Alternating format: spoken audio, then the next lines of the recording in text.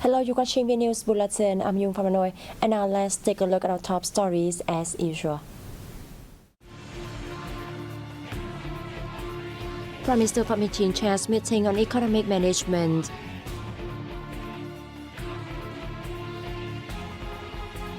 $10 million more beneficiaries from new poverty reduction policies.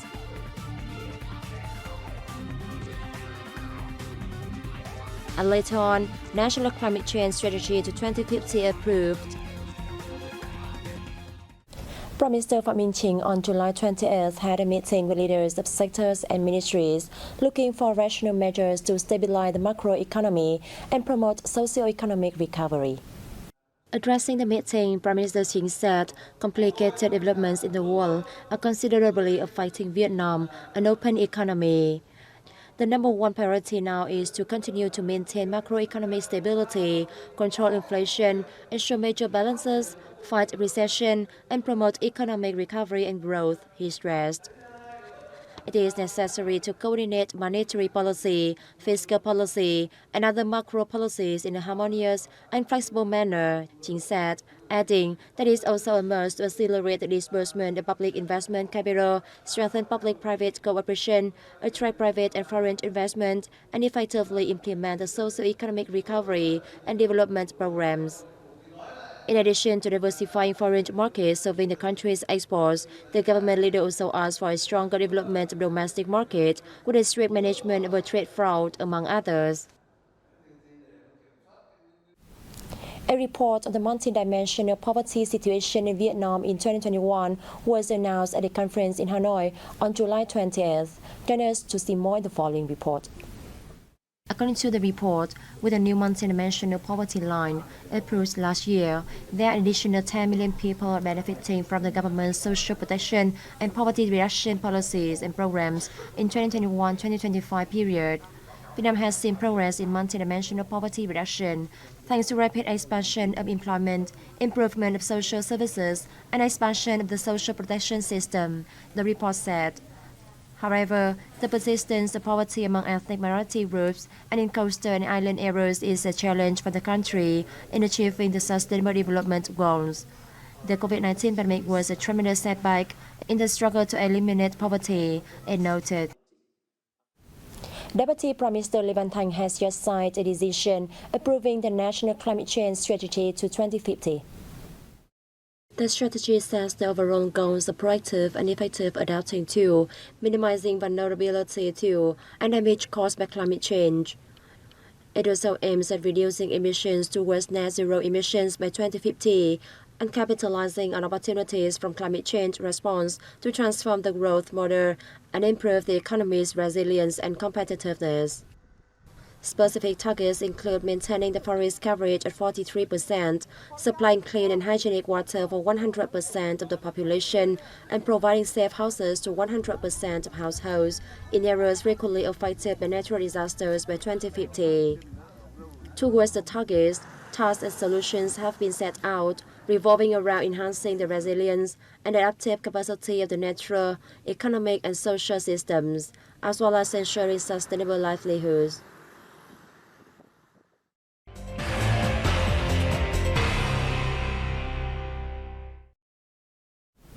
Standard Chartered has forecast Vietnam's GDP growth at 10.8% in the third quarter and 3.9% in the last quarter of this year, contributing to annual expansion of 6.7%. Economists at the bank said strong economic recovery will be seen in the later half of the year, especially when the tourism sector has reopened after a 2-year shutdown. They also projected the State Bank of Vietnam will keep the interest rate at 4% this year to assist businesses and the recovery process despite growing inflation. Retail sales will continue improving strongly with 30.2% in July compared to 27.3% in June. Recently, the Asian Development Bank maintained its growth forecast for Vietnam at 6.5% for 2022 and 6.7% for 2023.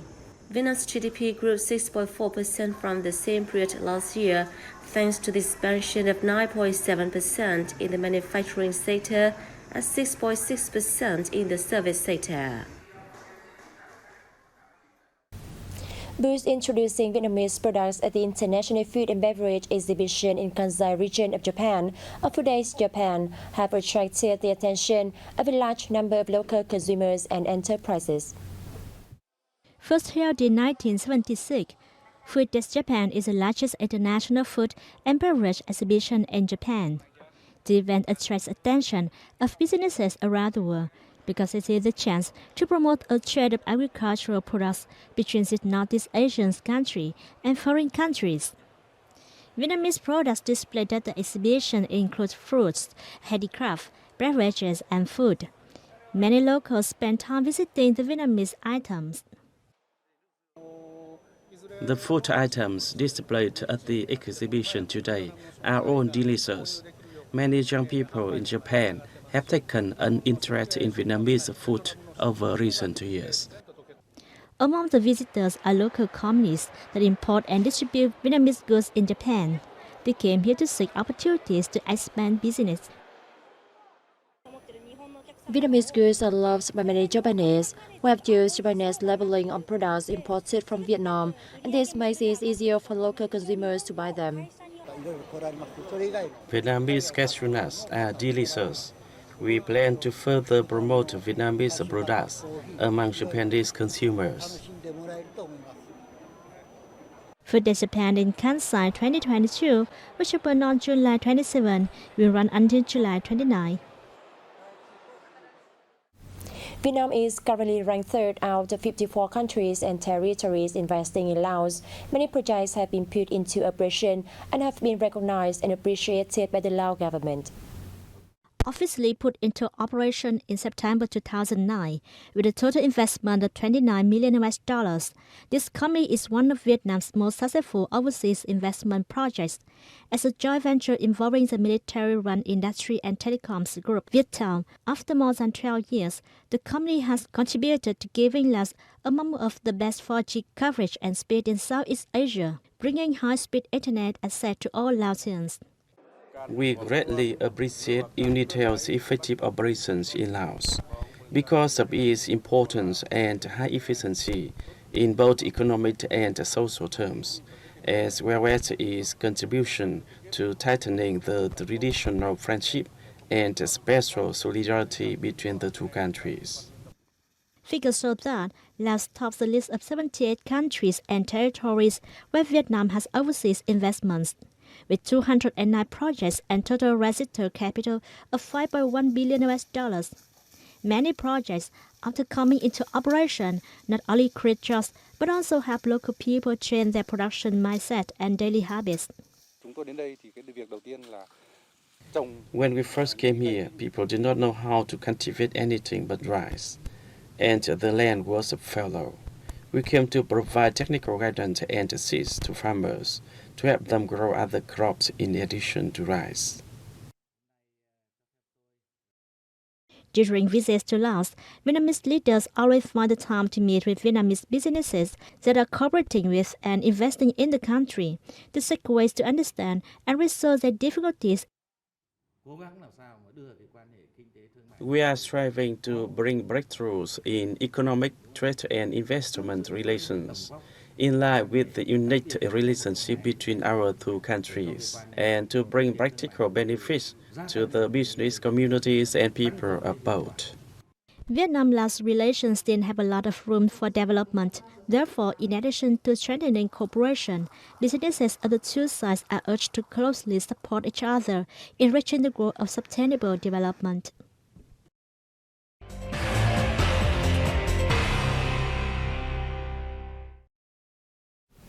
Vietnam's national flag was hoisted together with those of 10 other Southeast Asian countries at Manahan Stadium in Central Java, Indonesia on July 27th, marking the official presence of the Vietnamese sports delegation to the 11th ASEAN Para Games. With 14 sports, the 11th ASEAN Para Games is scheduled to take place in Indonesia from July 30th to August 6th.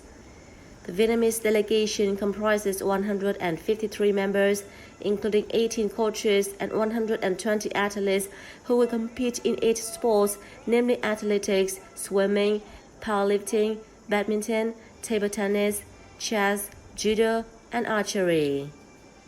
The Vietnamese sports team are now ready for competition at the Games.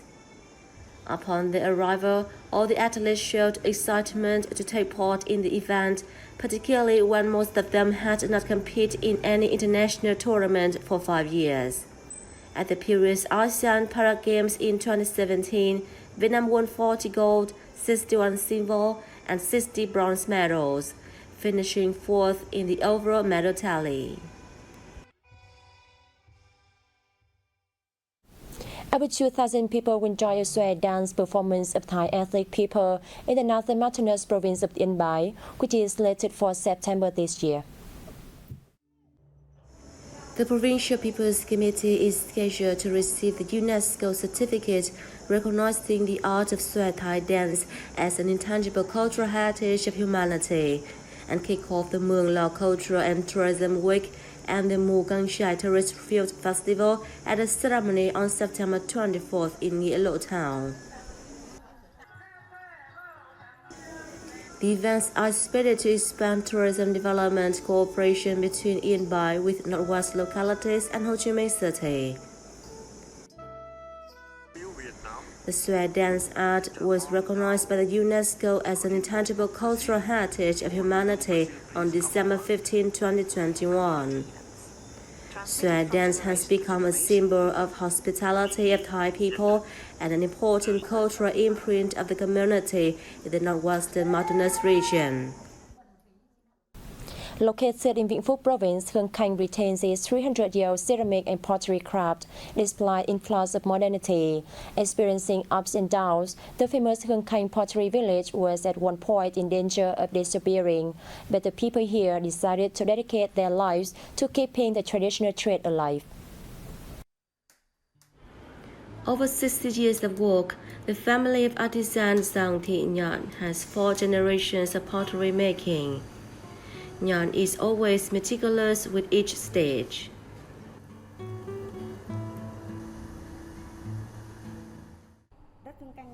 Using Hương Khanh pottery to make tea helps retain the flavor and temperature for longer.